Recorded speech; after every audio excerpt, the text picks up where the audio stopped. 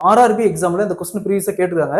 அதாவது ஒரு பொருளை 15% லாபத்திற்கும் அதே பொருளை 15% நஷ்டத்துக்கும் விற்கும் போது இடையே உள்ள வித்தியாசம், அந்த விற்கிற விலைக்கான வித்தியாசம் பார்த்தோம்னா 450 அப்படின்னா அந்த பொருளுடைய அடக்க விலை காஸ்ட் பிரைஸ் என்ன கேட்கறாங்க.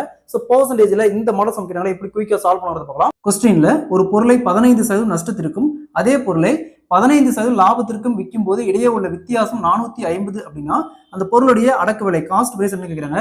இந்த மாடல் சமைக்கிறாங்களா டைரக்டா இந்த 2% ஆட் பண்ணுங்க. 15 + 15 30.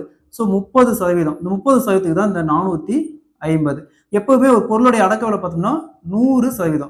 ஸோ 30%க்கு 450னா 100%க்கு என்ன? இதை அப்படியே கிராஸ் மல்டிப்ளை பண்ணுங்க.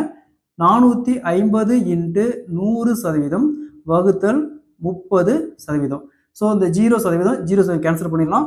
நெக்ஸ்ட் இங்க 45 3 கேன்சல் பண்ணா 15, இங்க ஒரு 0 இருக்குது, இங்க ஒரு 0 இருக்குது. அப்போ 1500 ரூபாய். ஸோ இந்த பொருளுடைய அடக்க விலை பார்த்தோம்னா 1500. Option C is the correct answer. இதே மாதிரி இந்த சம் பாருங்க.